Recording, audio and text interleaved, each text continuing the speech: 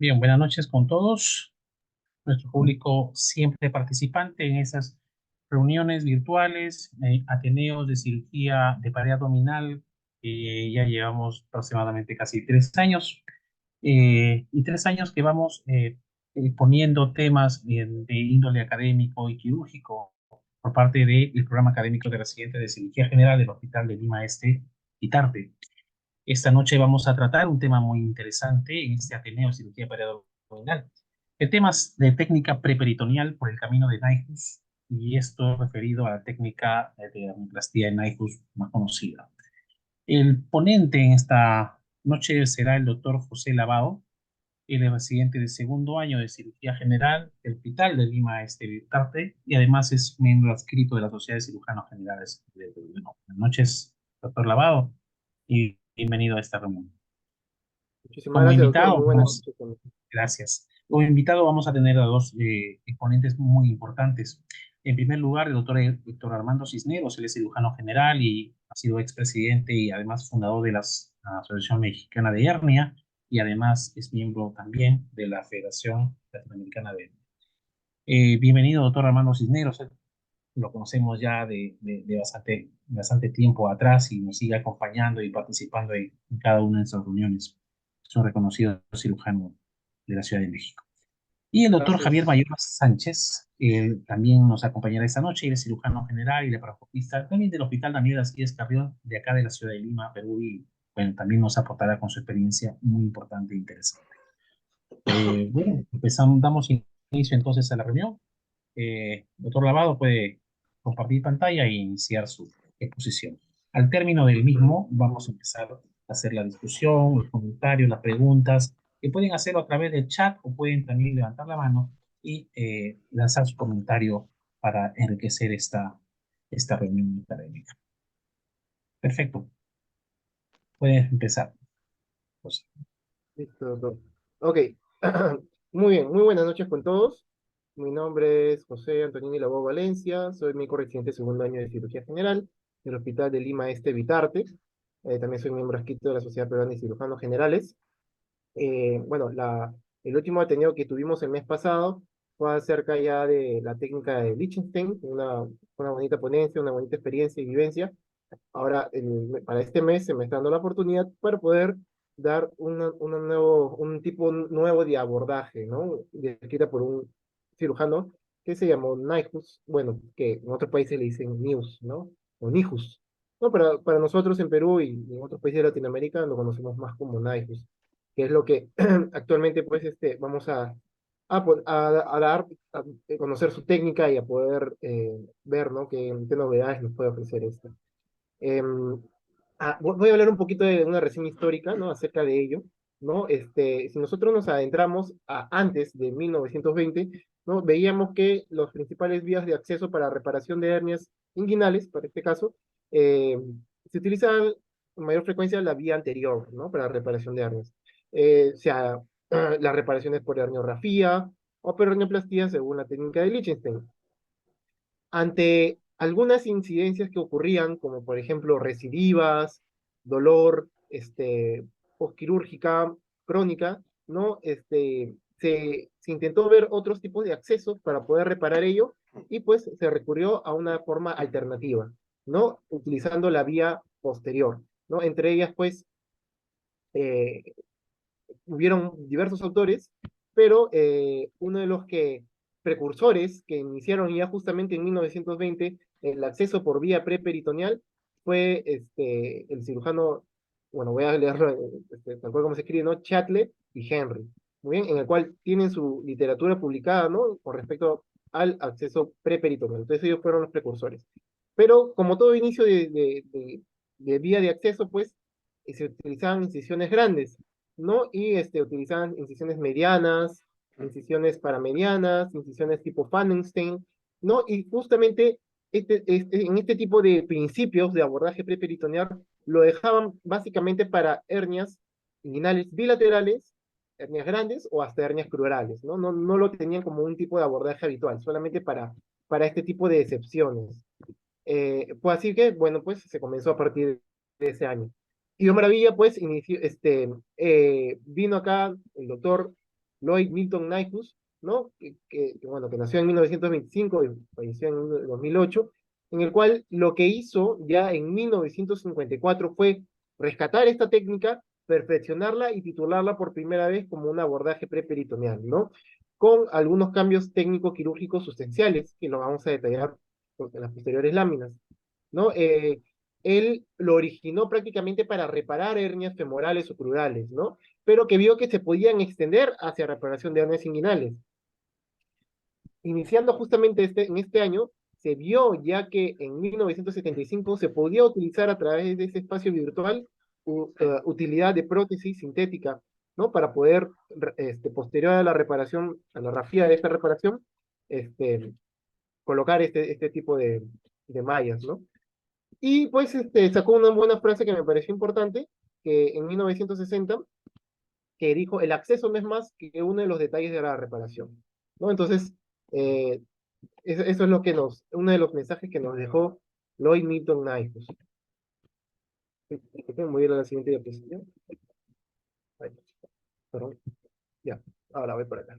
Entonces, como bien dijimos, ¿no? En 1954, él ya abordaba por esta vía, pero solamente hacía rafías, ¿no? Entonces, es decir, en ese momento todavía, en ese año, no colocaba este material protésico. Entonces, lo que hizo cuando había o encontraba en los hallazgos hernias inguinales directas, lo que hacía era rafiar la fascia transversalis con el arco del músculo transverso de la cintila iliopectinia. Bien, y cuando encontraba hernias indirectas, hacía la rafía de dichos elementos, pero lateralizando el cordón espermático. Vio que con que solamente haciendo rafías, habían recidivas en un 5%, pero posterior ya en el 75, cuando le colocaba material protésico, esta recidiva redujo hasta el 2% de los casos, ¿no? Ambas siempre con reconstrucción de la brecha músculo-aponeurótica, ¿no? Siempre cerrando la, esta aponeurosis de los músculos anchos y largos del abdomen. Coloco acá, antes de empezar con la técnica, el principio de Pascal, porque de acuerdo a esto, se va a ver en la discusión posiblemente que muchos cirujanos pueden preferir disponer del material protésico sin la necesidad de fijar con ningún punto la malla de polipropileno. Eh, ¿Por qué? ¿No? Y con justo aval científico, ¿no? Porque este principio espacial nos menciona que el incremento de la presión se transmite íntegramente en todos los puntos de fluido, ¿no?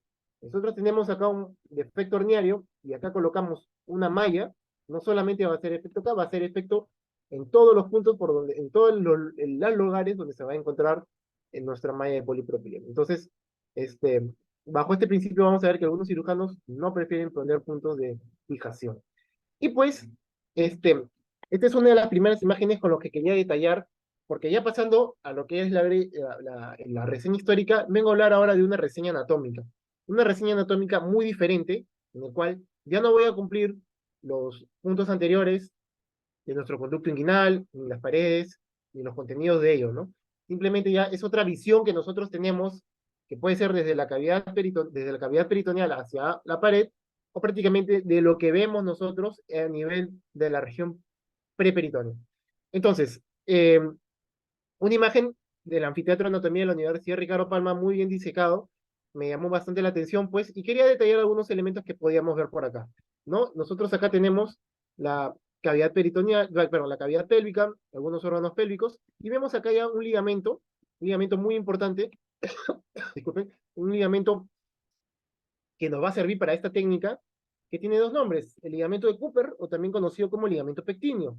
Este ligamento, pues, es un ligamento avascular que normalmente es un ligamento de capacidad muy tensil, que nos sirve a veces para algunos cirujanos colocar justamente puntos de fijación a la malla, ¿no? Que en algunas personas puede tener abrazando este ligamento una arteria, ¿no? Que es la arteria corona mortis, una rama obturatriz accesoria, que a veces se encuentra a este nivel y que justamente debemos tener cuidado al momento de fijar la malla a este ligamento porque puede haber lesión vascular hacia esta arteria, ¿no? O a sus venas satélites. Por acá también tenemos a lo que está el recto anterior del abdomen, por donde vemos que en su cara posterior encontramos a la arteria epigástrica inferior, una arteria que es rama directa de la arteria ilíaca externa, que justamente también es otro tema de debate, porque vemos que en algunos libros pues, relatan de que una vez identificado nuestro recto anterior junto a nuestra arteria epigástrica inferior con sus vasos satélites, se pueden lateralizar hacia un lado o identificarlas, ligarlas y cortarlas. Eso también sería un tema bastante discutible. Por acá tenemos a nuestros músculos psoas mayor, ilíaco, arteria y vena ilíaca externa, con la vena, con el nervio por acá que pasa femoral, y pues, bueno, y los nervios, que muy importantes, ¿no? El hilo inguinal y el hilo hipogástrico, que están hacia este lado, introduciéndose hacia el conducto inguinal. Bien, ¿qué más tenemos por acá? Bueno, vemos que, por si no fuera poco, la anatomía es tan rica de esta zona que se logró completar algunos triángulos también. Unos triángulos que nos van a servir para justamente evitar lesiones, tanto vasculares o también lesiones nerviosas, que podríamos evitar una vez identificado ello, ¿no? Y esto va a depender también si es que estamos hablando de un paciente de sexo masculino o femenino. Entonces, primeramente, ¿no? Reconocer acá, ¿no? Nuestro músculo recto anterior del abdomen, sínfisis del pubis, espina, con ligamento de Cooper pectíneo, y pues, hacia este lugar, eh, nuestro orificio o anillo inguinal profundo, ¿bien? Que cuyas estructuras que van a formar posteriormente, ya por dentro, el cordón espermático, vienen a completarse acá con nuestro conducto deferente, en el caso del varón, y vasos gonadales, o bueno, en este caso espermáticos, ¿no? También si estamos hablando de un paciente varón. Bien, entonces, conducto deferente y vasos testiculares o espermáticos van a dividir por acá al triángulo vascular. Bien, este triángulo vascular se llama así porque justamente por acá encontramos a nuestros a grandes vasos, que son la arteria y la vena ilíaca externa. Bien, si por acá nosotros trazamos una línea imaginaria del ligamento inguinal, ¿no? Que va desde la espina ilíaca anterosuperior a la espina del pubis, todo esto es el ligamento inguinal o de Poppard, vemos que va para arterias testiculares o espermáticas hacia el ligamento inguinal, nosotros encontramos acá el triángulo del dolor. Este es el triángulo del dolor porque justamente pasan nervios importantes, como el hilo inguinal o el hilo hipogástrico. Bien, vemos también que acá, justamente si nosotros estamos viendo, ¿no? Y tratando de hacerle una forma geométrica a nuestra visión por el espacio preperitoneal, vemos pues que si acá nosotros encontramos el triángulo del dolor, perdón, el triángulo vascular, el triángulo del dolor, vemos que por acá está por el medio nuestros vasos epigástricos inferiores, ¿no? Y vemos que normalmente, si quisiéramos encontrar tres elementos firmes, pues tendríamos una forma de Y invertida, ¿bien? Que superiormente encontraríamos los vasos epigástricos, vasos de conducto deferente y pues, arterias espermáticas.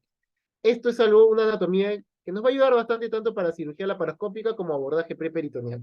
Bien, y si nosotros queremos ir más allá, pues vamos a encontrar que por este lado podrían emerger las hernias inguinales indirectas, por este lado las hernias inguinales directas, y por este lado las hernias femorales. Miren qué hermoso, qué genial es esta anatomía, ¿no? Que nos pueden dar ya justamente espacios geométricos para poder ayudarnos y para poder hacer también docencia. ¿Qué más?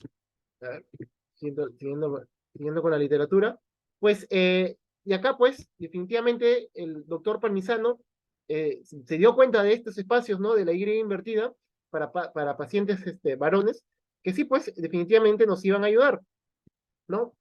¿Ok? Como acá dijimos bien claro, ¿no? Vasos epigástricos, conducto deferente y arteria testicular o espermática.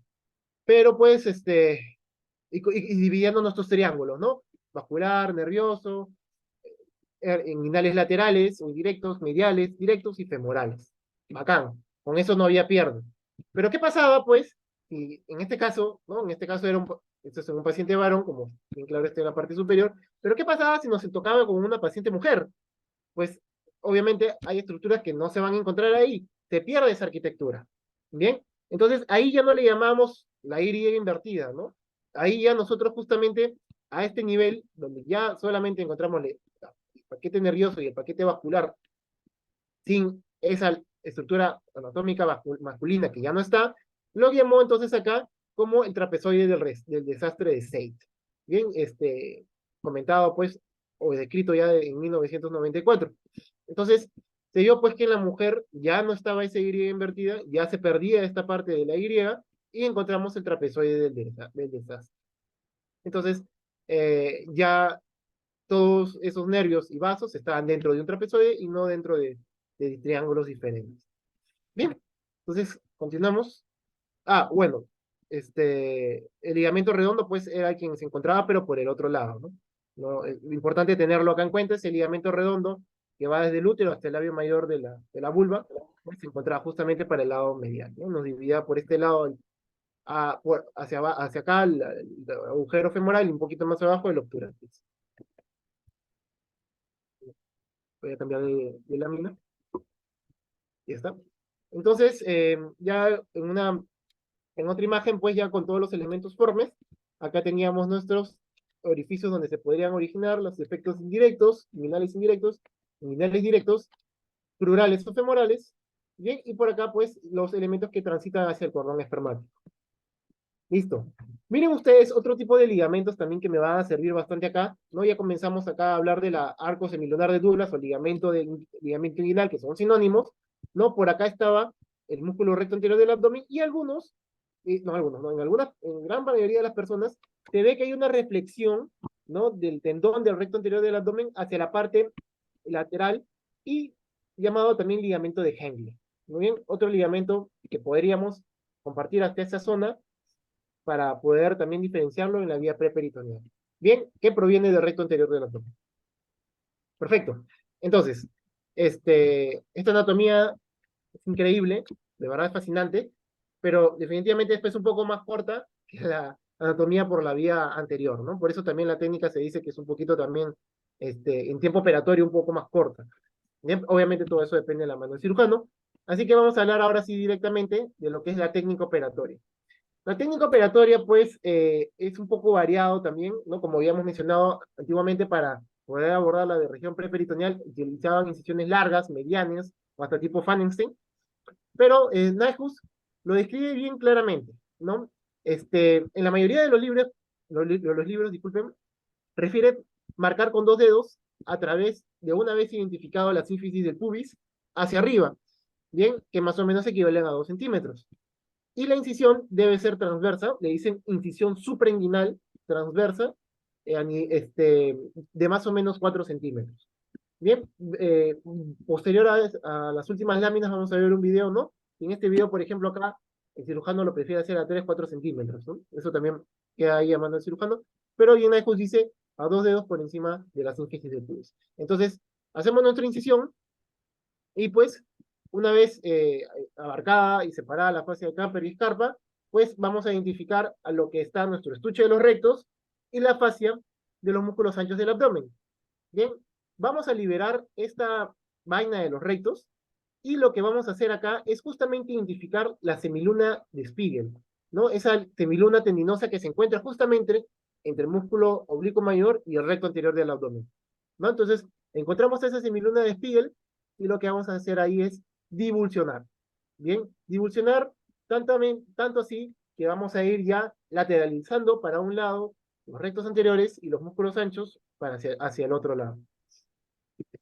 Bien, entonces, una vez entrado ya a la hoja posterior del estuche de los rectos, lo que debemos hacer ahí, pues, es seccionar, ¿no? La fascia transversalis. Pero justamente entre esos dos caminos, vamos a encontrar que por detrás del recto anterior del abdomen, ¿no? Entre la hoja posterior del estuche de los rectos, el músculo recto anterior del abdomen, en su parte posterior, encontraremos a la arteria epigástrica inferior, ¿no? Esa arteria que habíamos descrito previamente, que, que está discurriendo de forma ascendente. Acá la técnica habla propiamente que sí es importante identificar estas arterias, ¿no? Con sus dos venas satélites. Lo que sugiere acá la técnica es retraerlo justo junto con el recto, lateralizarlo hacia el otro lado. Solamente ligarlo si en caso se llegara a presentar algún tipo de lesión, ¿no? Eso es lo que, bueno, he podido encontrar en la literatura. Entonces, seguimos con eso, lateralizamos para un lado el recto y la arteria, y para el otro lado los músculos anchos del abdomen, seccionamos la fascia transversalis y nos vamos a hallar con este espacio virtual. Este espacio virtual que normalmente podemos encontrar grasa preperitoneal, bien, y tiene espacios propios, con nombres propios, con epónimos, dependiendo del lugar donde nos encontremos. Por ejemplo, para el lado retropúbico encontramos el espacio retropúbico de Retzius. Y para el lado de la región inguinal, es decir, la región retroinguinal, encontramos el espacio de Bogros.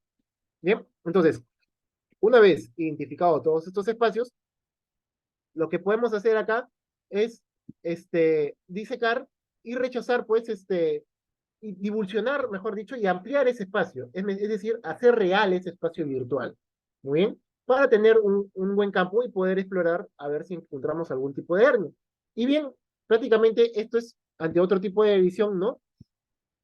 Justamente el lugar donde se practica la incisión, se entra por acá y pues justamente una vez ya seccionado la fase transversalis, encontraríamos acá la, el peritoneo parietal, ¿no? Y por encima del peritoneo parietal encontraríamos esto que es la grasa preperitoneal.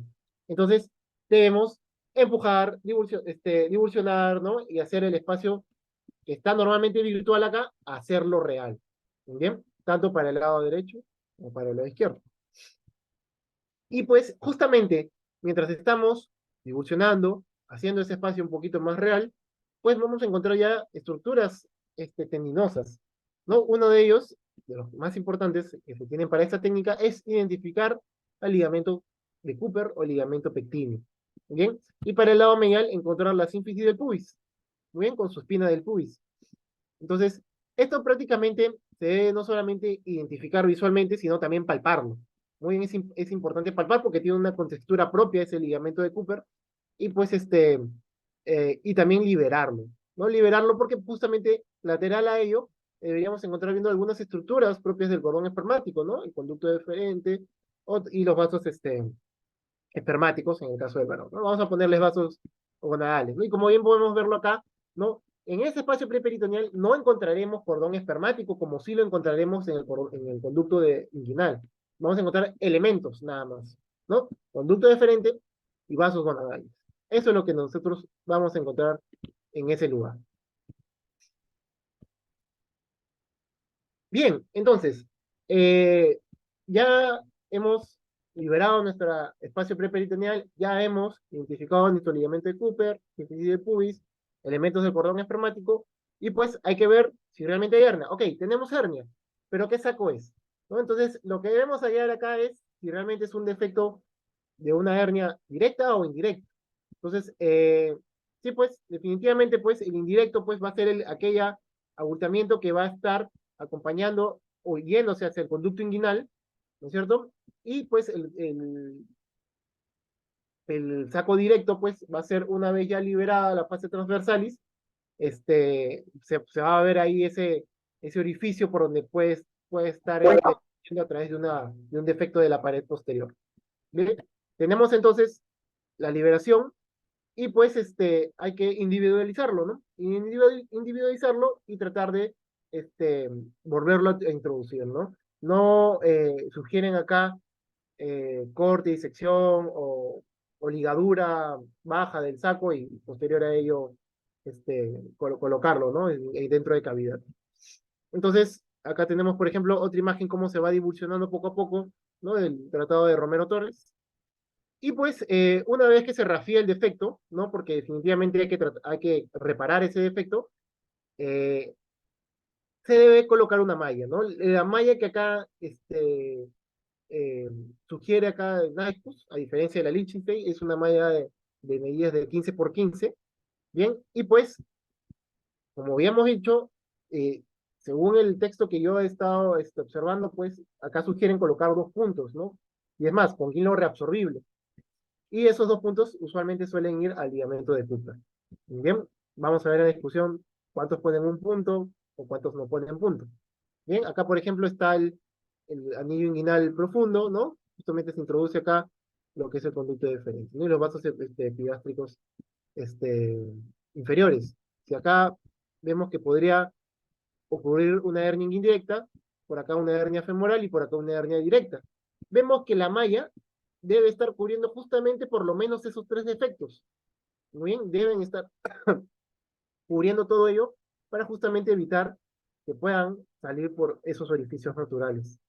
Bien, y vemos acá pues que los fijan a través del ligamento de Cooper, ¿no? Está representado acá con esta cinta, con ese color negro. Y justamente debe ir así, ¿no? Debe ir a tal manera que la malla quede por dentro y en forma redundante para, para justamente cubrir esos tres defectos. Vemos, miren, que acá, es más, en algunas imágenes se ven que todavía son fijados hacia la pared posterior, ¿no? Y esta es la posición que debe tener, la posición a donde se quiere llegar, ¿no? A nivel del espacio. Bien, y tenerla, como toda literatura, una malla que esté suelta, que no esté tensa y con buen espacio que pueda abarcar, ¿no? Justamente, conversando con esto, miren cómo en algunas literaturas, es más, no solamente le ponen uno, sino le ponen varios, hacen la rafía del defecto y puedan todavía parietalizarlo, como dicen algunos libros, ¿no? A nivel de la hoja posterior del estuche de los rectos. O sea, le ponían puntos de fijación también arriba. Sería tema de discusión. Posterior a la colocación de malla, con o sin puntos, se hace ya una rafía con sutura continua, con hilo reabsorbible, de la brecha músculo aponeurótica, ¿no? Se sugiere afrontar el tejido subcutáneo y también la piel. Muy bien, concluyendo así la cirugía. ¿No? Este es un... A ver, ah, voy a tratar de reproducir este video para poder hacer una pequeña mm, demostración.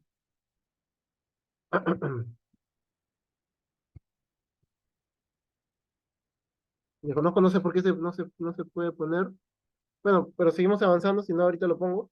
En lo que leí de acá del mismo libro de Nyhus, es que menciona dos contraindicaciones, hasta cuatro leí, pero las otras como que no las considera como una absoluta, ¿no? Acá las pone como que evitar no hacer este tipo de abordaje en niños menores de 6 años, y en pacientes con obesidad mórbida lo menciona también, pero por la dificultad de manejar la gran cantidad de grasa que tiene la pared abdominal anterior, ¿no? Entonces, prácticamente en estos dos pacientes es donde evitan o sugieren evitar, ¿no? Este tipo de abordaje, ¿no? En, en un porcentaje que encontré en un estudio, ¿no? Se vieron también que habían algunos tipos de complicaciones, sí sería bueno también escribirlos, ¿no?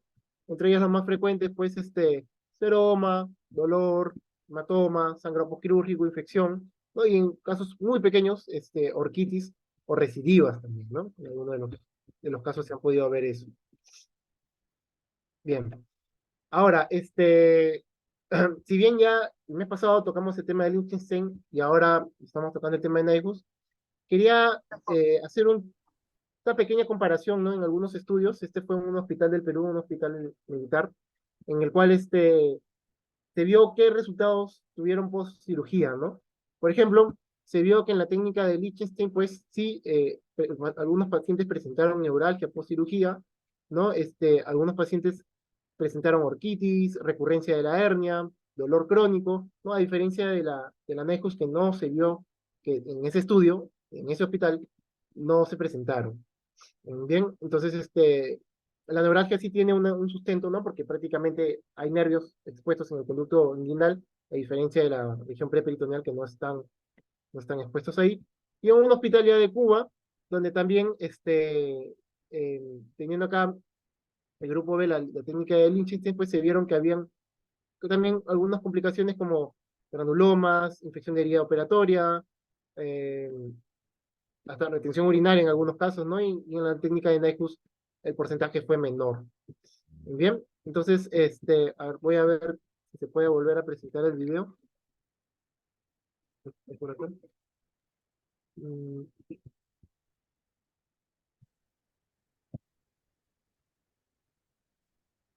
bueno, quizás lo dejamos para el tema de la discusión, doctor. De todas maneras, esa era la exposición de la técnica. Muchísimas gracias. Quería cerrar eso con esta palabra, ¿no? No se ha dicho la última palabra en la historia de la anatomía de las hernias y de la reparación quirúrgica de los defectos herniales. Muchísimas gracias por su atención. Gracias, muchas gracias, José, por la exposición. estuvo muy puntual y aparte más hemos entendido bastante bien, siendo una técnica quizás como vamos luego a comentar, con cierta limitada difusión, aparentemente, ¿no? Pero con un exquisito interés por el espacio preperitoneal, de modo tal que ha avanzado históricamente hacia tomar ese espacio, pero ahora ya con otros medios ya bioendoscópicos, ¿no? Empezamos la discusión, me gustaría también que participe José, y además algunos otros residentes de la escuela quirúrgica que también están presentes en la reunión, con sus preguntas y además con sus comentarios, porque esa técnica no ha sido ajena a nuestra realidad. Definitivamente hemos estado objetivamente practicando esta técnica, aunque muy espaciadamente, digamos, muy infrecuentemente desde hace ya varios años, pero que en este año ya hemos echado mano más al NIHUS, de modo tal que hemos recolectado por lo menos quizás para iniciar un significativo número de pacientes que nos ha ido bien, excepto por ahí una recidiva, ¿no? Eh, para iniciar, justamente tenemos al doctor Armando Cisneros, que nos acompaña esta noche, y podemos empezar la discusión, Armando. Primeramente, agradecerte vuestra participación y por ahí que nos puedas comentar algo de tu experiencia para dar inicio a estos comentarios, ¿no? Con respecto a este uso de técnicas de Microsoft. Bueno, pues antes que nada, pues muchas gracias y de veras es un gusto acompañarlo siempre. Gracias. Efectivamente, esta es una técnica quirúrgica para reparar hernias inguinales que ha sido utilizada muy esporádicamente. Acá también en México realmente tuvo poca difusión o poco gusto por los cirujanos. Al respecto, quiero decir que la técnica de Nijus efectivamente no era una técnica que inicialmente se hiciera con prótesis. La técnica original de Nijus era, era una herniorrafia simple donde daba puntos del tracto iliopúbico al arco del transverso e incluía el Cooper ahí también. Pero el doctor Nijus siempre fue enemigo de las mallas. Ya hasta los últimos años de su ejercicio fue cuando aceptó y en aquellos casos de hernias complejas o hernias multirecidivadas o que tenían abordajes anteriores y posteriores y que ya no había mucho que ofrecerles. Y sin embargo, la técnica de Nijus pues en algunas latitudes, por ejemplo en España, el doctor Dávila Dorta retomó más que esta técnica, el abordaje, porque es un abordaje de Nijus. En realidad hay muchas técnicas que comparten el mismo principio de abordaje posterior para hacer exactamente lo mismo, que sería la de Wantz, que si es unilateral, la de Stopa también, o si ponemos lo que hacía el doctor Kugel, Robert Kugel en Estados Unidos, o el doctor holandés Ugahari, todas esas técnicas son por abordaje posterior y poniendo la malla y tienen el mismo principio y lo que a ellos se refieren es al abordaje de Nijus suprainguinal, que también, pues obviamente ya describió perfectamente el doctor Lavado, que ese abordaje inicialmente no fue de él, sino fue primero de Anandale en 1783, en 1920 lo retoma Chitl, y después en el 54 por ahí empieza a perfeccionarlo y a popularizarlo el doctor Nijus. Entonces, la herniorrafia de Nijus era simplemente uniendo el tracto iliopúbico con el arco del transverso. Y también le daba por ahí algún lleguecillo al Cooper. Pero después, pues ya se vio que por los problemas de hernios en los pacientes, lo más conveniente era ponerles y reforzarles esa herniorrafia con malla. Y es como se concibe actualmente. Entonces, creo que es una buena alternativa, aunque se necesita experiencia y vamos, que alguien tutoree esa técnica que tenga experiencia, porque nosotros le decimos, es un abordaje, es una técnica muy egoísta, porque difícilmente a través de una incisión de 4 o 5 centímetros de longitud podemos ver los ayudantes o quien esté ahí operando todas las estructuras que aquí magníficamente nos presentó el doctor Lavado, pero en fotografías.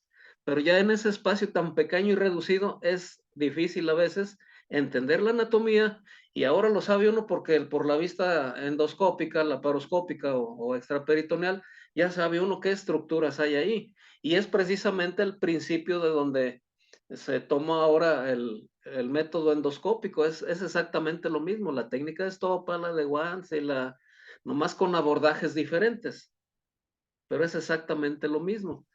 Y ahora nosotros ya podemos imaginarnos, ya como vemos endoscópicamente cómo está la pared en su perspectiva posterior, pues podemos intuir, y en algunos casos no identificamos perfectamente todas las estructuras en el espacio preperitoneal por lo reducido del espacio, pero sabemos que ahí están. Ahora, una malla de 15 por 15 es algo complicado también hacer un hueco de 15 centímetros para extender hacia el retius y hacia lateralmente esa malla que cubra perfectamente todos los espacios potencialmente herniógenos, como sucede en la cirugía endoscópica. Pero quiero felicitar al Armando, doctor Lavado, porque estuvo muy bien explicado y muy bien llevada la secuencia. sí, sí. Gracias, Fernando. Incluso en el punto de la malla de 15 por 15, un espacio reducido, porque cuando hemos practicado esa técnica, nos parece que ese espacio, primeramente, existe alguna dificultad para hacerse un espacio allí suficiente. Nos parece a veces muy estrecho, que colapsa frecuentemente durante el momento en que empezamos a hacer la disección del mismo. Y como cuando tenemos que colocar la malla, a veces nos sentimos un tanto incómodos porque, de hecho, parece la malla ser mucho más grande que el espacio que nosotros hemos constituido. Para poder formar ese espacio periperitoneal, una vez que llegamos a detrás del músculo recto, hacemos uso de gasas húmedas y lo vamos ingresando allí, y esto nos va ayudando también a disecar. No sé de qué manera, por ejemplo, realizas ese encuentro con ese espacio periperitoneal para poder formarlo, para poder encontrarnos con ello y hacer espacio. ¿Qué maniobra usas o qué técnica nos recomiendas? Sí, efectivamente, pues hay maneras de hacerlo. Puede ser mediante una pinza de anillos con una gasa húmeda, estar rechazando toda la grasa preperitoneal del espacio de Bogros hacia medial, hacia el espacio de retios. Recordemos el principio también, que es bien importante cuando hacemos un abordaje endoscópico y que nos dicen hay que hacer lo más amplia la disección que se pueda para poder poner una prótesis amplia, pero ahí estamos bajo visión directa, y acá es Sí. difícil hacer lo mismo al tacto o bien con las pinzas. Y recordemos que, Mm, por ejemplo, la corona mortis en muchas ocasiones ahí nos puede dar sangrado, o incluso los sí. vasos epigástricos en muchas ocasiones nos estorban, y el doctor Nijus decía, si nos estorba para darnos una mejor visión, los ligamos de entrada. Mm, Entonces, sí. tiene ciertos inconvenientes como ese, pero sí, con una gasa húmeda y siendo muy gentiles en los movimientos, hay que ir separando toda la grasa preperitoneal hacia cranealmente y luego Sí, ella identificar no esa hace que barrera. sí. La arteria epigástrica que nos comentó justamente el doctor Lavado, que en algunas literaturas no sé si lo llegan a ligar, ¿es necesario hacerlo? Eso para no peligrar que pueda romperse, o hay que tratarlo delicadamente y tener mucho cuidado en ello, ¿no? Esa arteria epigástrica que la hemos visto pasar cuando hemos tenido que llegar a ese espacio. Sí, lo ideal es conservarla, respetarla. Ujú. Pero si sucede el accidente de que se desgarre por alguna disección brusca, o bien que esté dentro del campo y no nos permita hacer las maniobras para hacer una buena disección, pues yo creo que es más sano ligarlo profilácticamente, ¿no? Para evitar un sangrado. Ahora, recordemos que ahí en el espacio de Bogros, en el espacio preperitoneal, El 28 de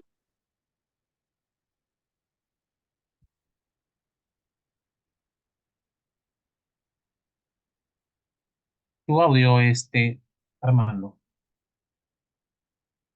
se mutó. Pues, ya, ya, ahí está, sí, perfecto.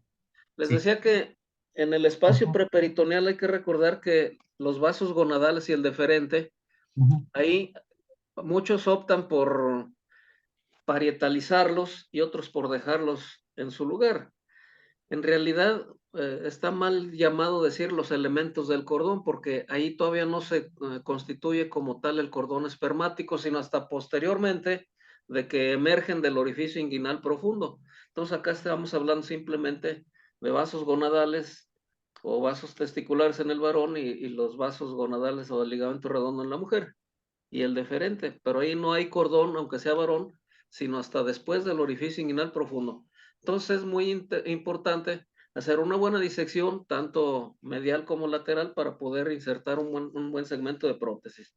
Por el abordaje de Nijus, que sería una Nijus modificada, vamos a decir, si ya lleva prótesis. ujú. Sí, esa técnica se dice que tiene cierto poco apego hacia, quizás puede ser porque se trabaja, no sé, sin espacios muy cortos, por los problemas del peligro o báculo nervioso, porque es un espacio poco conocido por el cirujano y que cierto temor existe, nos dicen, con respecto a empezar a conocer lo que todavía no se puede hacer, no se puede, es desconocido, un espacio distinto al que estamos acostumbrados cuando hablamos de una pared anterior o abordaje anterior. Estoy hablando de cirugía abierta. Una cuestión aparte, menciono que en la licencia híbrida, hablando un poquito de esa técnica también, nos ha ido bastante bien, perfectamente me ha ido bien. Y el uso de conos en esa técnica híbrida también me ha ido perfecto. Y con respecto al uso de conos, por ejemplo, en Nyquist no va, ¿no?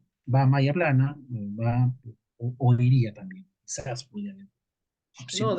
definitivamente en abordaje posterior no está Mm, indicado poner ningún tipo de cono, precisamente porque una de las ventajas o de las bondades que tiene el abordaje posterior es que nosotros podemos poner una malla plana que cubra todo el orificio miopectíneo para que la presión intraabdominal y la bolsa del peritoneo visceral actúe ujú, en favor de esa malla para que se integre bien a la pared posterior.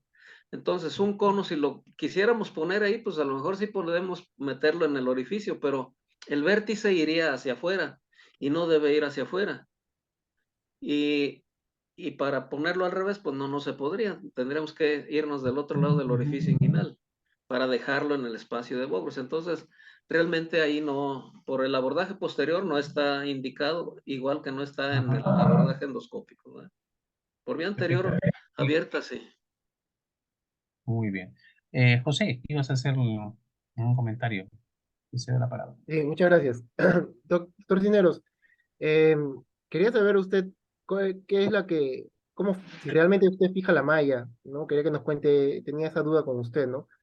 Porque he estado Ujú, preguntando con bastantes cirujanos y pues definitivamente muchos optan por poner un punto a nivel del ligamento de Cooper, otros le ponen dos puntos, un medial, un lateral al ligamento de Cooper, y otros no le ponen porque se basan en el principio de Pascal, que básicamente hacen que la malla ya sabemos que va a estar este, adherida, pues, ¿no? Y bien puesta extendidamente una vez que el paciente recupera la presión después de la cirugía.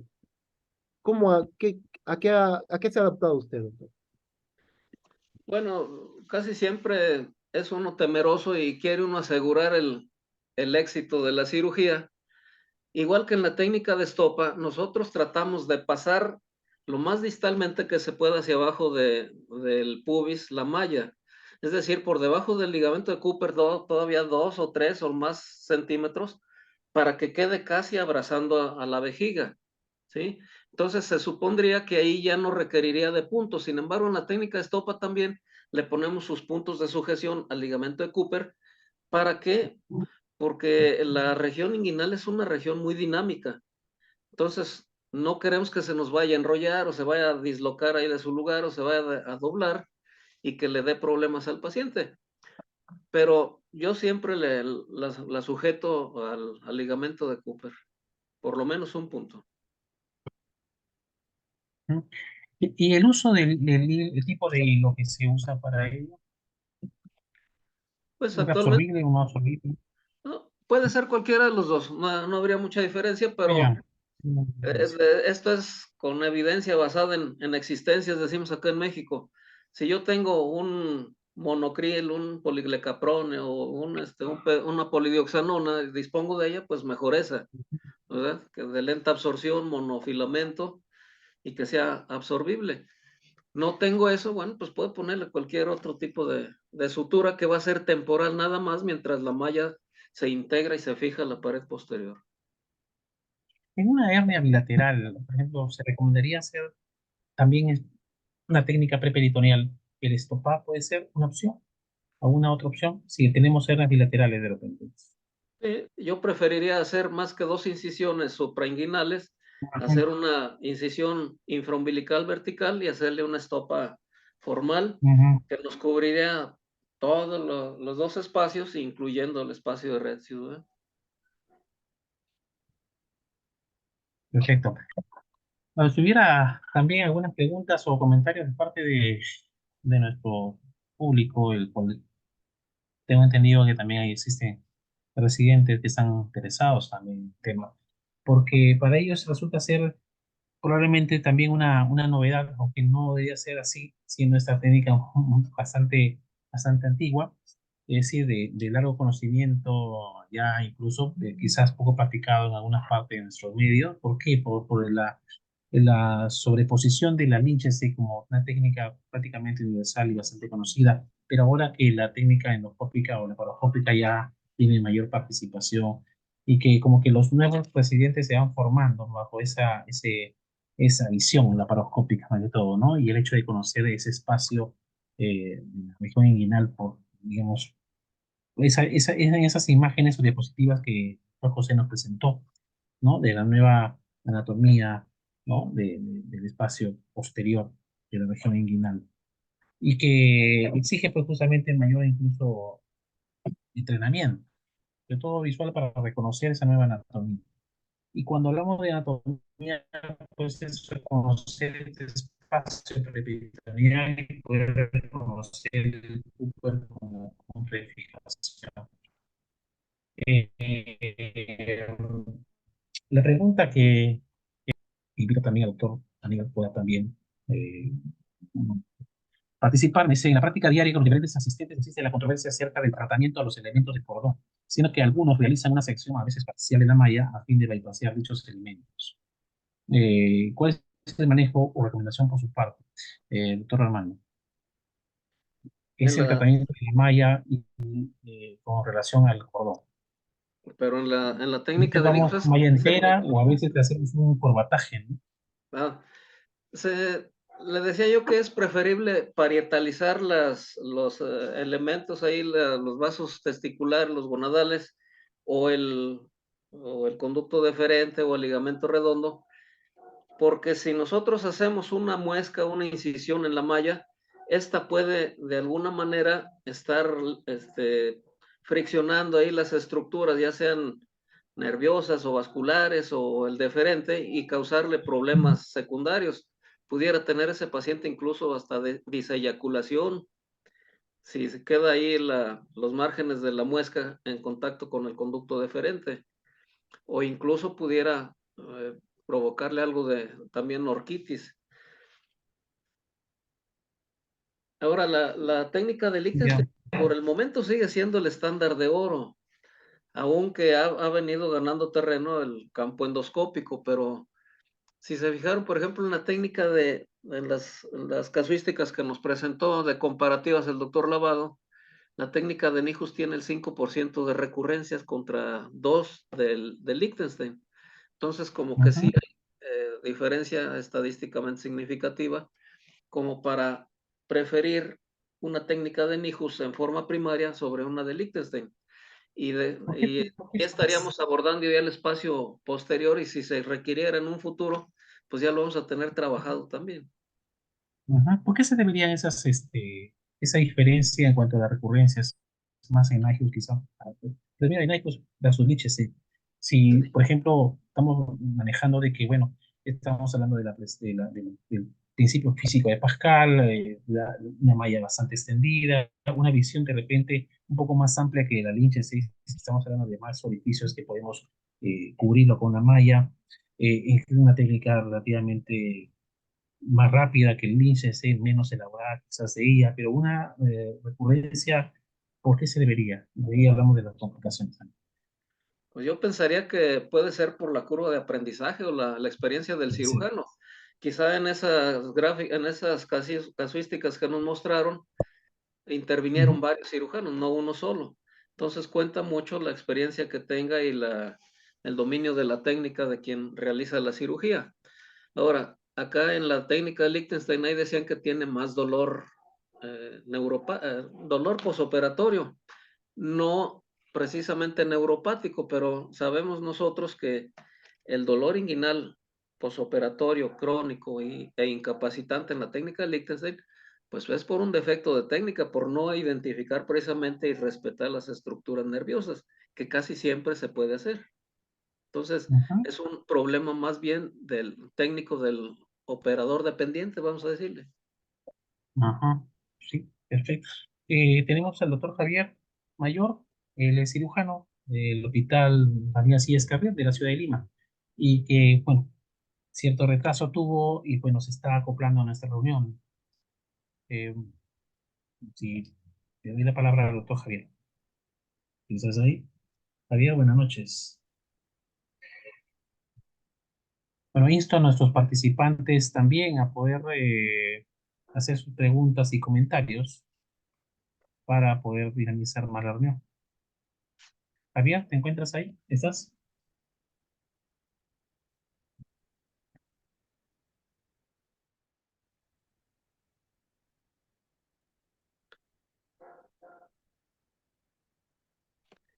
Sí está, Sí, sí, pero puedes conectar todo. a lo mejor le falta el micrófono, habilitar Sí.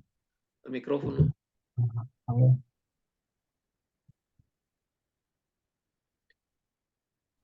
Ya, hola, Hola, Javier, ¿qué tal? ¿Cómo estás? ¿cómo estás? Sí, Buenas sí, noches. disculpe. Sí, sí, No te preocupes. ya. Mira, Gracias. Sí, justamente para preguntarte, pues, poder más o menos guiarte, hablamos justamente también partes específicas de esta técnica NICUS. claro. Empezaría quizás por tu experiencia propia, ¿no? Con respecto a esta técnica y tus apreciaciones, porque también es, quizás no sé si es poco difundida, poco practicado de la recurrencia, porque es alta. A ver, coméntanos. Gracias Mira, por tu comentario. nosotros que hacemos docencia a residentes, ¿No? compartimos lo que ellos manifiestan, la poca experiencia que tienen en el abordaje posterior, y eso en virtud de las oportunidades pocas que pueden tener, tanto en pandemia como Ujú, en estos tiempos. Ahora bien, lo que nosotros procuramos en el Carrión, por lo menos las veces que entro con los muchachos, es ujú, a la más mínima oportunidad ver no solamente la zona pélvica, sino también la parte preperitoneal. Yo no estuve en la primera parte de la exposición, pero me tomé la molestia de ver el video de lo que había expuesto la R3 Vera Tantalian, ujú. de su sede, y de alguna manera, pues, Ajá. eh, hago mía muchas de las apreciaciones en esa oportunidad, en el sentido de que esta zona es muy importante saberla, entender, comprenderla, pero mientras eh, no se dé la oportunidad a los muchachos o a otros colegas que están muy familiarizados con los abordajes anteriores, no se va a socializar esto. Esta técnica es un poco egoísta en el sentido de que es muy poco visual cuando uno lo hace por vía abierta, sea por abordaje con incisiones medianas en la parotomía o ya cuando uno hace cirugías selectivas con los abordajes en semiluna o transversos. Pero es muy noble. Los que yo me formé, bueno, terminé mi residencia en 2005 y disfruté una oportunidad de oro en el sentido de que todavía había colegas que hacían estos abordajes, ¿no? Porque vivían en lo de la década del 90, en donde NICUS pues prácticamente se socializó lo que Nyquist había propendido en la década del 80, ¿no? Entonces teníamos asistentes que estaban enamorados de esta forma de abordaje, que era muy noble. Ahora, nosotros tratamos de socializar esto, que puedan entrar muy bien al espacio de Bogros. Es bonito ver este espacio con la magnificación en 20 veces que da la laparoscopía, ¿no? Pero cuando uno lo hace en forma convencional, aprovechando las laparotomías, ¿no? Es una situación en donde uno debe de, como docente, especificar, acá están las epigástricas, ¿no? Acá está el agujero medial, el agujero lateral, el agujero plural, pero rescatar que esta técnica de Nyquist preperitoneal nos permite un abordaje inclusive disecándolo, poder ver inclusive hasta defectos obturatrices, ¿no? Entonces, es una técnica que cuesta, pero si uno está enamorado de la parte de esta exploración herniaria y guiar a los chicos para que también puedan enamorarse de esto. Yo en mi, en mi Facebook he colgado alguna que otra cirugía donde hemos aprovechado laparotomías para hacer abordaje Nyquist, ¿no? Que son formas como nosotros podemos eh, explorar esto, ¿no? Entonces, Estamos yo lo que... sensibilizando a los pacientes a conocer este espacio anatómico, porque pues, es a veces un poco bastante difícil quizás de entender o comprender porque no están allí siempre ingresando a esto, a este espacio, porque están acostumbrados quizás, o los hemos acostumbrado más a otras a técnicas abiertas, rígidas, ¿no? Cirugía, abordaje anterior, y como que existe ese cierto temor también a poder ver y tratar cuando en espacios, como decíamos, yo decía anteriormente, ¿no? Espacios un tanto cortos y con una anatomía en la cual no reconoces como se reconoce muy bien en la LHC, ¿no? El cordón, Claro, conocemos los vasos dermáticos, o sea, y acá es otra cosa distinta, y existe ese temor, pero no lo sensibilizamos a los pacientes, ¿no? A los alumnos, claro, y pero, nos falta eso. entiéndase una cosa. Mire, cuando uno ha visto esto, no es cuestión de uno o dos, tres oportunidades. Esto tiene que ser en varias oportunidades. Eh, Cuando uno le comenta a los chicos de que aprovechen las oportunidades cuando rotan en ginecología, nosotros como cirujanos generales, entiéndase una cosa. Cuando uno hace, por ejemplo, una incisión para una cesárea, una incisión Fanny-Steel, podría uno abordar esta zona con mucho cuidado, ¿no? Y es justamente en las oportunidades que tuve en la residencia que me permitieron encontrar estos espacios, ¿no? Entonces, la idea es que cuando roten, digamos, en estas especialidades, puedan aprovechar estos espacios que habitualmente como nosotros como cirujanos generales no lo vemos, ¿no? Entonces, ah, eso sería la idea, ¿no? Ahora, nosotros lamentablemente tenemos una situación muy, muy clavada. Abordajes anteriores, Liechtenstein, tratar de hacerlo lo mejor, ¿no? Ahora, el abordaje laparoscópico, pero no te podemos negar que el abordaje de Nyquist preperitoneal en este espacio es muy noble y hay trabajos diversos. El trabajo del colega Santos Correa, trabajos nacionales, donde demuestran obviamente que hay en el Hospital Militar, que demuestran que prácticamente es equiparable hasta en cierta manera exento de recidivas cuando empleamos mallas en este espacio preperitoneal, ¿no? Que no es nuevo, ¿no? Este espacio, pues, bueno, es desde 1830 y tantos, ya Nyquist ya lo, lo ¿No? socializa, ¿no? En la década del 70, 80, ¿no? Pero es un espacio muy, muy noble, Mm. ¿no? Menos poco entendible, pero hay que buscar las oportunidades, los que por lo menos hacemos docencia, ¿no? Así es. Sí, exactamente. No, Javier, justo en mi sede, de hecho, el Nike ha sido así practicado por algunos cirujanos y de manera muy espaciada. Quizás Ya. no ha sido muy difundida. Y en la nueva generación de residentes, recién en el último año hemos estado haciendo mucho más continua esa práctica. Y empezamos con identificar primeramente y filtrar al paciente que que vamos a hacer aplicar esa técnica, ¿no? No es a cualquier paciente, quizás empezamos con las directas, luego vamos a venas indirectas y después de ahí algunas recidivadas quizás. En ese tránsito de lo más fácil hacia lo más difícil, ¿no? Para que este camino sea, ¿no? Acomodable también para el residente, porque a veces ponerlo a una cirugía quizás un poco más dificultosa del usual pueda quizás ser contraproducente si aplicamos de frente, por ejemplo, una hernia difícil, de repente, difícil acceso, o que pueda de repente fracasar. Entonces empezamos primeramente con filtrar a un determinado paciente, elegir pacientes determinados, muy específicos, ¿no? Para el inicio de esa técnica, si así queremos hacerlo. Claro. Con respecto a la técnica misma, por ejemplo, discutimos hace un momentito acerca del número de puntos. A ver, primero el uso de la malla, el tamaño de la malla y luego la fijación de la misma.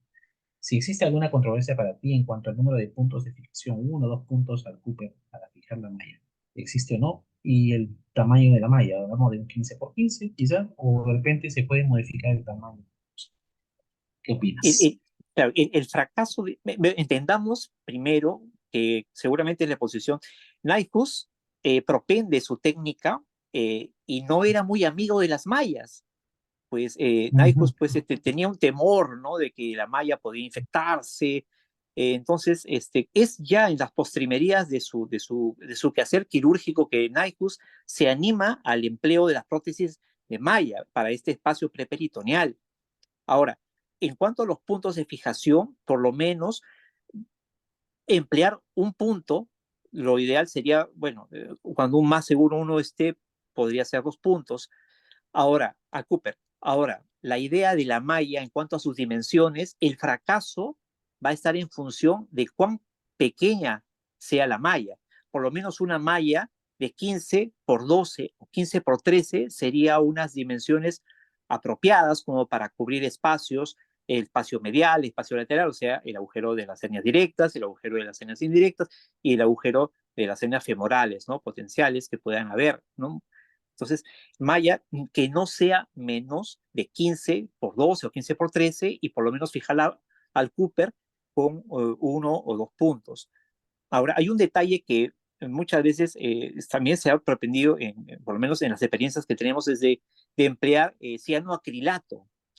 El ah, cianoacrilato es una muy buena opción, polimeriza por lo menos en 1 minuto, 1 minuto y medio, pero te voy a ser honesto, en las oportunidades que yo he mm, tenido, he puesto puntos con nylon o polipropileno en el Cooper y ya ujú, el cianoacrilato o histoacril lo he empleado en 3 puntos, ¿no? O sea, en el mismo ujú, Cooper, reforzando los puntos que puse y ambos lados, medial y lateral, de los vasos epigástricos. Y suficiente, ¿no? Pero en cuanto a las dimensiones, lo que acabo de comentar. ¿Algo? ujú. Perfecto, sí. Bien. Y el otro punto que, por ejemplo, ya para tratar la parte de complicaciones, ¿existen algunas complicaciones? Creo que el temor ahí en la parte vascular, ¿no? Nos encontramos siempre con algunos vasos importantes. La corona mordi, por ejemplo, que la vemos pasar por ahí, no tiene epigástica, que también por ahí la podemos pasar y existe tenemos que tener cierto cuidado en ello. ¿Has tenido una complicación o has podido tener experiencia en unas complicaciones de la misma Mira, durante el cuando, desarrollo? Sí. cuando yo estuve, antes de trabajar en el Carrión, estuve en el Santa Rosa, hice un procedimiento y donde hubo sangrado. Quizás minimicé el sangrado de los vasos epigástricos y se tuvo que reoperar el paciente por justamente un sangrado en donde obviamente había bastantes coágulos, ¿no? Eso sí fue una experiencia que, digamos, hizo que me alejase no un tiempito, sino unos años de la técnica, pero luego la retomé porque obviamente pues los errores sirven para no cometerlos, sino minimizar. El sangrado de los vasos epigástricos lo minimicé, no hice un buen control y bueno, se tuvo ese problema, ¿no? Se llenó el espacio de bobros, de coágulos y bueno, pero sí ya en la revisión quirúrgica que se hizo, se aspiró todo y bueno, se pudo salvar la malla y bueno, el paciente ya con las implicaciones del caso se fue de alta, ¿no? Y los controles fue satisfactoriamente. Hasta donde yo estuve en ese hospital, trabajé 3 años ahí, y en los controles que lo tuve no hubo problema, ¿no? Pero sí, el sangrado, no podemos minimizar un sangrado de los vasos epigástricos, ¿no? ¿Estamos? Sí, así es. Armando, con respecto, por ejemplo, a una recidiva de técnica NICOS, ¿cuál sería el siguiente abordaje a tomar? ¿Cuál sería la alternativa en esos casos? Bueno, quiero decir que no nos pusimos de acuerdo el doctor Javier Sánchez Sí. Mayor y yo, pero repitió básicamente lo mismo que habíamos comentado antes. Y efectivamente, yo nomás quiero hacer una puntualización. La técnica de Nijus era sin malla y era una herniorrafia, el tracto ilopúbico al arco del transverso y Cooper. Pero la técnica original ya, lo que estamos hablando actualmente y todas las que se han descrito, Wands, Nijus, con malla, o la de Kugel, la de Vargas Nakashima, la de Ugahari, todas son técnica de estopa. Lo único que cambia es el abordaje. El abordaje de Nijus, pero hace una técnica de estopa si le pone la malla. La TAP es una estopa, pero por abordaje transabdómeno preperitoneal. La TEP es totalmente extraperitoneal, pero finalmente es una técnica de estopa con malla. ¿Sí? Entonces, estamos hablando de que todas las técnicas de reparación herniaria del orificio miopectíneo por abordaje posterior son técnicas de estopa y lo único que estamos variando es el tipo de abordaje, abierto o endoscópico. Pero finalmente viene siendo un estopa. Ahora, con respecto a la pregunta que decía, si ya tenemos trabajado el área posterior, la pared posterior o el abordaje posterior ya fue ejecutado y hay una recurrencia, lo que indica la teoría es que cuando ya hay fibrosis y ya se ha manipulado ese espacio, lo más sano es irse por un abordaje abierto anterior. O bien, hacer un abordaje endoscópico para ver dónde está la recidiva y ver si se puede resolver por vía endoscópica, por abordaje endoscópico. Pero si no, pues tenemos el abordaje anterior, que es una zona virgen, me supongo todavía, o bien podemos hacer ya una incisión infraumbilical más formal, donde tengamos un campo quirúrgico más despejado, más abierto, para poder hacer una estopa correctamente, como dicen los cánones y ortodoxamente. Genial. Sí, justo en la pregunta de doctor Barca, cuando nos menciona acerca de la elección en la reparación interna recidiva, si deberíamos elegir la técnica NICUS para evitar recidivas. Bueno, recidiva primeramente si es que estamos hablando de una técnica anterior, creo, el procedimiento podría ser hacer una preperitoneal, ¿no? Una técnica posterior. Y si es posterior, podría ser, como mencionaste, Armando, una técnica anterior o también una TAP, ¿no? Sí, Eso para poder responder a la pregunta de así autor, es. claro. O tratar de buscar, por ejemplo, se puede hacer una técnica, lo que vendría siendo una técnica de Rives inguinal, entrando por vía anterior. Y en vez de hacer una Liechtenstein, abrimos la fascia transversalis, la pared posterior, regresar el saco y meter una malla preperitoneal. Volver a cerrar la fascia transversalis y ya si quieren, pues le puede hacer encima lo que quiera, ponerle otra malla o con esa simple puede tener. Pero hay que buscar siempre el terreno donde esté menos fibroso y menos manipulado. Ujú. Gracias, Armando. Javier, sí, pues también, no sé, tu experiencia en recidivas de técnica NICUS, ¿cuál sería el camino? ¿O cuáles son los caminos que ha podido recorrer? Mira, ahora sí coordinando con el doctor, bueno, la opción es lo que dijo el colega, ¿no? Pues, ¿qué más podríamos ofrecer? ¿No? Lo que sí hay una cápite es que en algunas oportunidades los urólogos cuando hacen las adenomectomías prostáticas originan herniaciones, ¿no? Y distorsionan el espacio de Bogros, ¿no? Bueno, ellos están recios con su vejiga y todo ello. Y en este caso, más que un abordaje anterior, el abordaje de Nexus es una muy buena opción, ¿no? Ya estando en el Carrión, un colega hacía la interconsulta un tiempo atrás, había hecho una adenomectomía retropúbica prostática, entonces pues, hubo una herniación porque se alteró de alguna manera las estructuras mediales inguinales y el abordaje de Nyquist fue muy bueno, ¿no? En ese sentido se pudo dar una solución a que en contraste si hubiéramos hecho un abordaje anterior. Las complicaciones en Nyquist, yo particularmente al no haber hecho muchas, haber hecho por lo menos no más de 15, ¿no? En los diversos hospitales donde trabajé, eh, por lo menos están cifradas en lo que es sangrado, ¿no? Pero recidiva no he tenido. Quizás por la escasa cantidad de cirugías, ¿no? Sí, ¿No? puede Para ser. ser honesto. Así es, sí. Pero sí es una vía de Sí. elección muy buena, ¿no? Así es. Lesiones de repente neurales también Ya. en Nyquist. Y, De hecho, porque en Lichens hay que tener mucho cuidado con la neuropatía, ¿no? Las lesiones nerviosas al momento de ingresar, porque ahí se encuentran, digamos, ¿no?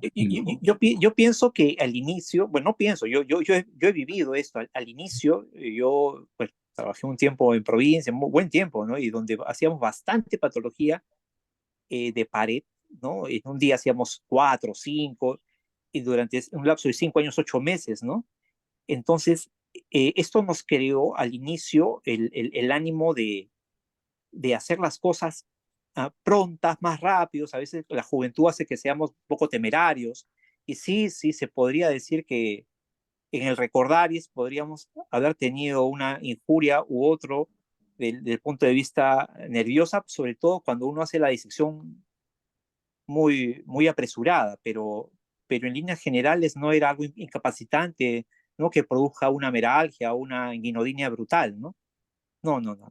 Pero bueno, está descrito, pero en el caso particular no hubo ello, ¿no? Así es. Bien. José, tienes una pregunta también, Sí, doctor. Este, doctor Javier, buenas Sí, noches. Justamente en la exposición hablé acerca de lo que usted comentó al inicio, ¿no? Del doctor Santos Correa, del estudio que hizo de la comparación de Nyquist con Liechtenstein. Liechtenstein. Ajá, y sí, pues definitivamente concluye en su cuadro de resultados que la tasa de recidivas, de neuralgias, de dolor y es menor en la Nyquist que en la Liechtenstein, ¿no? Muy posiblemente atribuida a que normalmente pues en el conducto inguinal pues son mayormente visibles y están más expuestos, ¿no? El inguinal, el hipogástrico, la rama genital del génito femoral. Y pues y a diferencia de la región preperitoneal que en ese lugar no se suelen encontrar directamente, ¿no? Entonces, mi duda era, si hubiese algún dolor por técnica de Nyquist, ¿a qué le podríamos explicar, ¿no? O sea, ante qué lesión, ¿no? Porque claro, las otras son muy justificables, pero por esa vía, yo por lo menos no sabría cómo explicarlo anatómicamente, ¿no? Claro, se ven, sí, está el triángulo del dolor por eso, ¿no? Pero, este, si no fuera por eso, otra causa, o necesariamente tendría que ser por ello. Eh, el ánimo es cuando se coloca malla, porque ahora, bueno, el Nyquist es sinónimo ya de emplear malla, aunque originalmente no lo era, pero cuando uno coloca la malla y trata de fijarla y se obsesiona uno porque la malla esté estiradita, bien estirada, que no tenga rugosidades, y uno coloca puntos en algún lugar inadecuado, en donde pasan justamente los filetes nerviosos, es ahí donde uno podría explicar el por qué un dolor se ha localizado, inguinodinia, meralgia. Entonces, mire, en una oportunidad hubo un paciente que era código blanco, era VIH, ¿no? En este paciente, entonces, la idea era de que se fije la malla y que esté bien posicionada, pero colocando la menor cantidad de puntos posibles. En ese caso, se usó cianoacrilato, histoacril, para fijar la malla y bueno, eso sería una opción como para poder evitar ello, ¿no?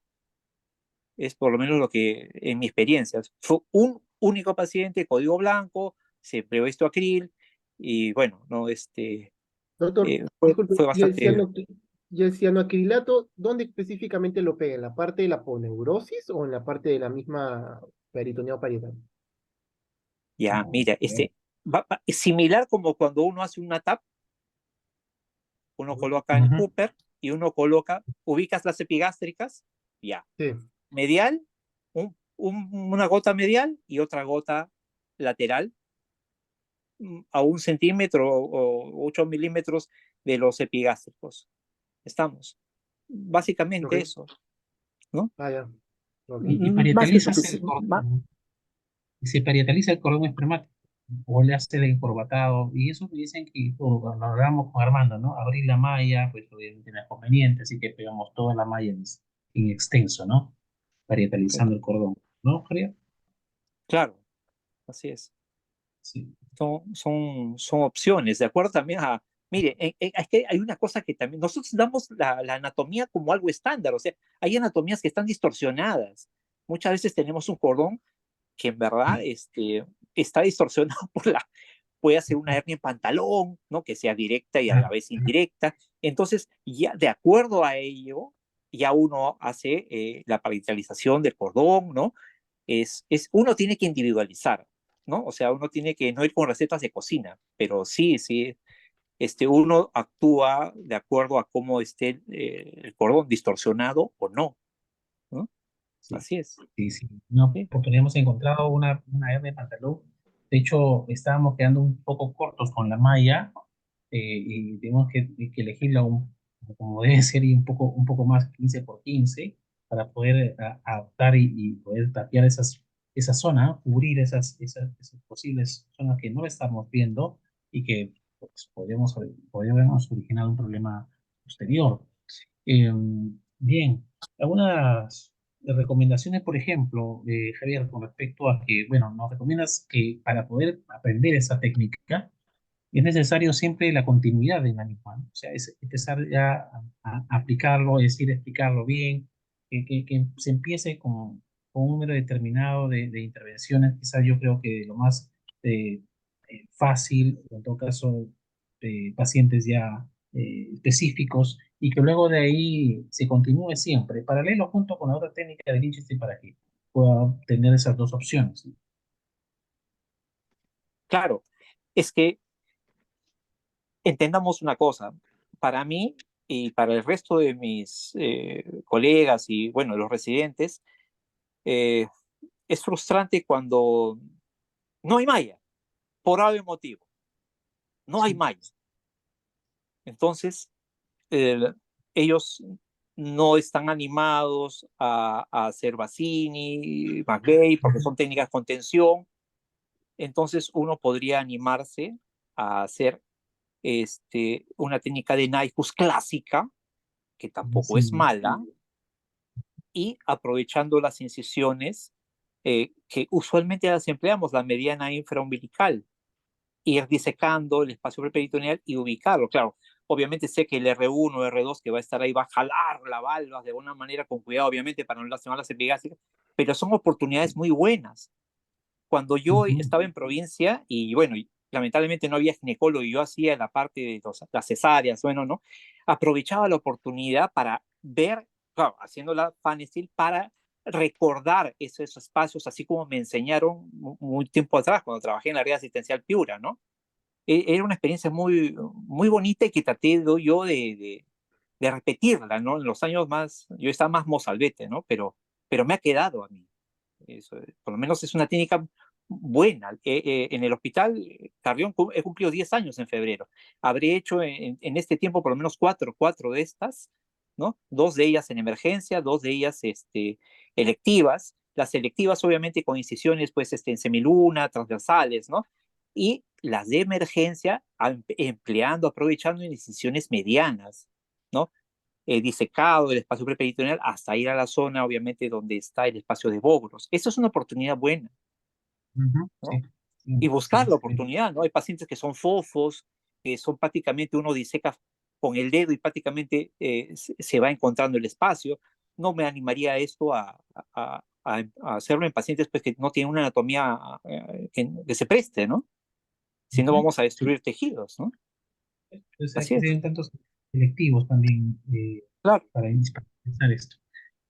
Eh, Armando, igual manera, la parte de enseñanza inicial de esta técnica para nuestros siguientes jóvenes, ¿qué recomendaciones? Bueno, pues igual que en cualquier otro tipo de técnica y para todo lo que es el procedimiento quirúrgico, sea cual sea, nuestra brújula debe ser el conocimiento preciso y exhaustivo de la anatomía. En caso de la región inguinal, tanto de la perspectiva anterior como de la posterior, y como dijo el doctor Mayor, a la pregunta del doctor Lavado, ¿por qué a veces hay inguinodinia en el abordaje de Nijus? Existen también muchas variantes anatómicas que podemos no tomar en cuenta en un espacio tan reducido y que pudiéramos causar algún compromiso nervioso ahí, sea por isquemia o por desgarro de los vasa nervorum de los nervios o por cualquier otra situación como son las suturas. Entonces, la recomendación es, primero, pues que hay que estudiar perfectamente la anatomía, que esa no va a cambiar, ¿verdad?, de la pared posterior, pero sí hay que, como dijo el doctor Mayor, hay que hacerlo no esporádicamente, sino mucho más frecuentemente para poder dominar el abordaje y el procedimiento. Y por otro lado, pues um, ayudarse o asesorarse de alguien que tenga realmente experiencia para que les enseñe a hacerla adecuadamente y no medio hacerla con cuestiones viciosas donde se replique un error por alguien que enseñó mal. Entonces, la recomendación es conocer bien la anatomía y asesorarse de alguien que sepa hacerla. Ujú, perfecto. Muy bien. Muy bien, Armando, muy bien, Javier, por esta reunión tan, tan nutritiva, digamos, académicamente, y yo creo que estamos siempre en esa misma vía, en ese mismo camino hacia el conocimiento de estas técnicas que, como vuelvo a decir al inicio, es un poco dejado por los cirujanos jóvenes, quizás ahora un poco más, ya que las nuevas técnicas laparoscópicas vierten más su aplicación en el medio y nuestros jóvenes residentes se van sumando a esa misma, eh, pues, esa misma novedad de técnicas que evidentemente fascinan, pero que un poco como que dejamos de lado esas otras alternativas en cirugía abierta y sobre todo en ICON, ¿no? En espacios de repente poco tratados, pero que hemos aprendido que tenemos que reconocer la anatomía y tenemos que darle continuidad a ello, eligiendo pacientes de todas maneras y estar ahí esa misma onda, porque necesitamos alternativas en caso de recidivas, en caso de que las técnicas anteriores puedan también fallar, tenemos que tener una alternativa como el NICOS o viceversa, ¿no?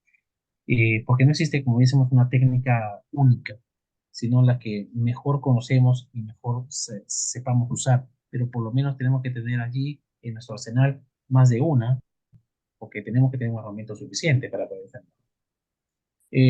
Te agradezco mucho, Armando, por participar en esta reunión. Igualmente, Javier, primeramente palabras finales, Armando, para ya ir cerrando esto.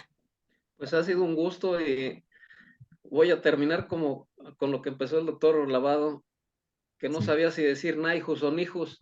Les voy a platicar una Sí. anécdota de allá de 1997. Invitamos al doctor Nijus a Acapulco a un congreso y todo el mundo quería retratarse ahí con él, tomarse la fotografía. Y doctor Naijus, se dio la enojada de su vida porque le decían Naijus y les gritó, Nijus, Nijus.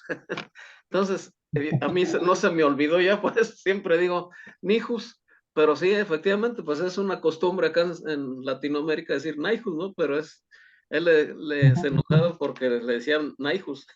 Entonces, para que no se vaya a levantar de su tumba, hay que decirle Nijus.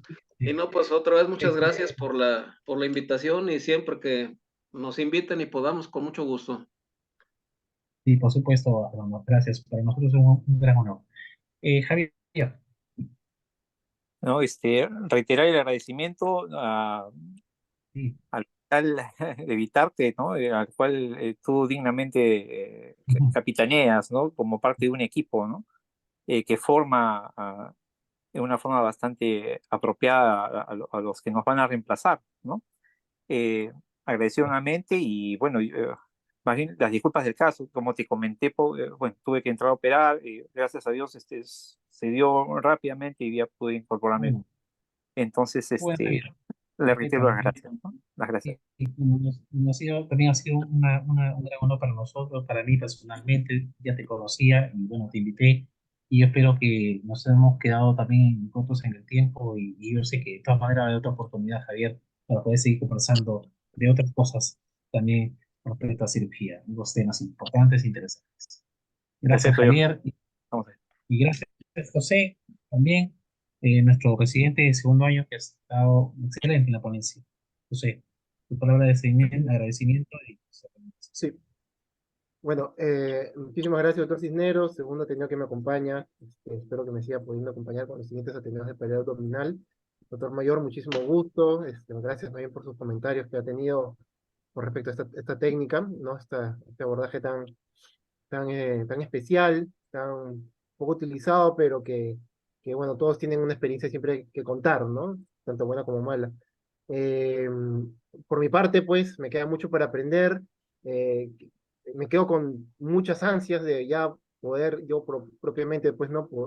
Ir de piel a piel ante esta técnica que él he podido ver presencialmente, sí, en varias ocasiones. Aún todavía no lo he podido realizar como tal. Tenemos que con los años bueno, con el tiempo que me queda lo pueda realizar. Sigo siendo fanático de la técnica de Liechtenstein, me encanta, pero definitivamente pues esta es una técnica que yo creo que me veo en el compromiso de aprenderla y realizarla, y pues y espero que lo pueda lograr, ¿no? Bajo los maestros que están detrás. Muchísimas gracias. gracias, José. Bueno, gracias a todos y nos vemos en una siguiente reunión. Muchas gracias. Felicitaciones, doctor Lavado. Igualmente, felicitaciones, doctor Lavado. Muchas gracias, muchas gracias. Buenas noches. Buenas noches. Bueno.